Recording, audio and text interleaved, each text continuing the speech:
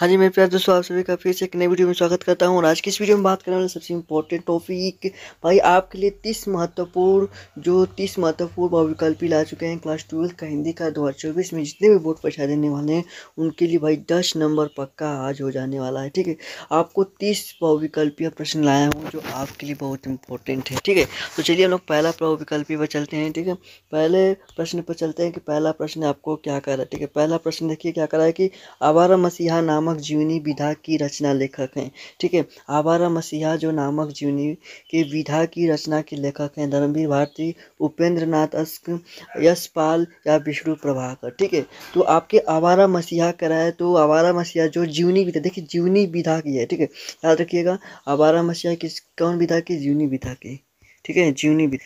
जो इस रचना के लेखक कौन है तो आपके विष्णु प्रभाकर जी हैं। कौन है मेरे प्यारे दोस्त, तो याद रखिएगा आपके जो विष्णु प्रभाकर जी हैं, विष्णु प्रभाकर जी हैं। ठीक है, विष्णु प्रभाकर जी हैं, याद रखिएगा।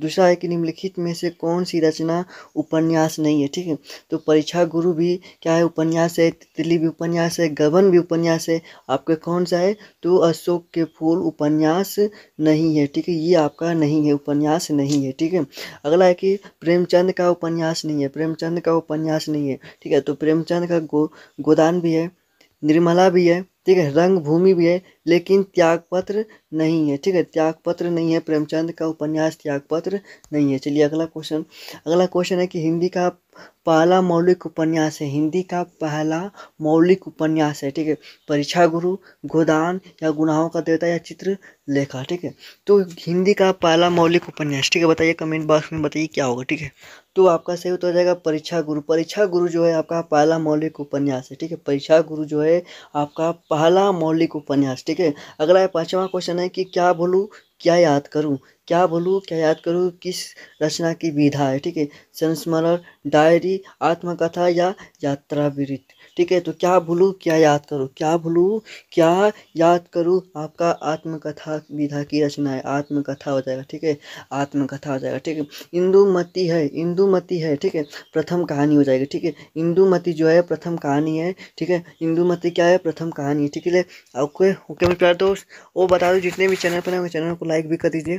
ठीक है, चैनल को लाइक भी कर लीजिए, सब्सक्राइब भी कर लीजिए। ठीक है, चलिए अगला क्वेश्चन देखते हैं।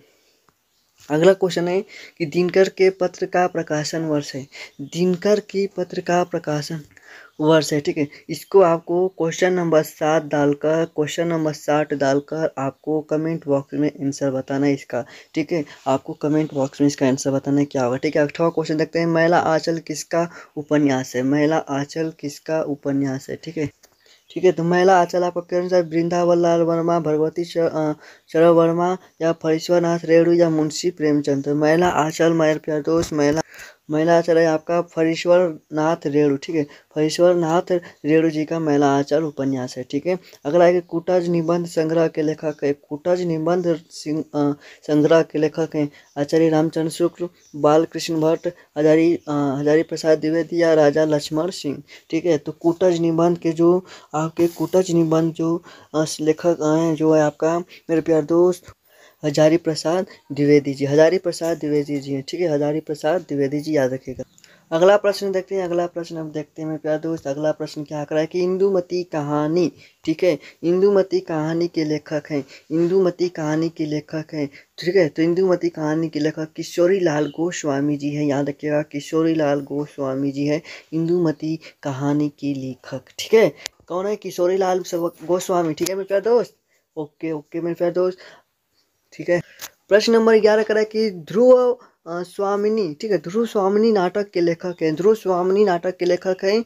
तो मेरे प्यारे दोस्त ध्रुव स्वामिनी लेखक जो नाटक है उसके लेखक कौन है, सभी लोग इनको तो भाई पहचान रहे होंगे कौन हो सकते हैं। आपने 10 में भी पढ़ रखा होगा अच्छे तरीके से। ठीक है, 10th में भी पढ़ रखा होगा मेरे प्यारे दोस्त, कौन है तो जयशंकर प्रसाद जी हैं, जयशंकर प्रसाद जी हैं जो ध्रुव स्वामिनी नाटक की लेखक हैं। ठीक है, क्या भूलूं क्या याद रखूं। ठीक है, क्या भूलूं क्या याद रखूं आत्मकथा है।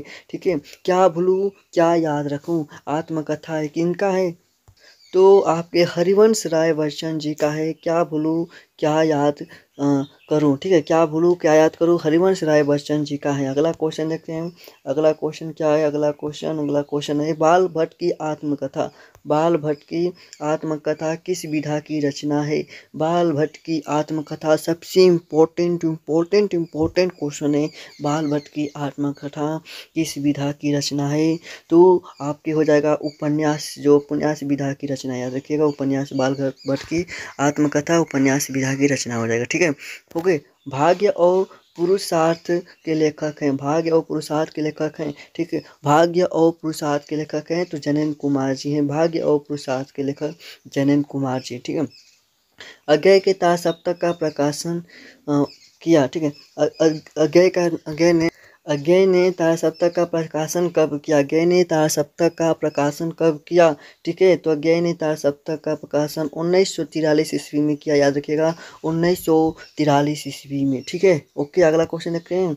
चलिए मेरे प्यारे दोस्त, अगला क्वेश्चन है कि सुमित्रानंद पंत, ठीक है, सुमित्रानंद पंत को ज्ञानपीठ पुरस्कार किस रचना पर मिला था? ठीक है, सुमित्रानंद पंत को ज्ञानपीठ पुरस्कार किस रचना पर मिला था?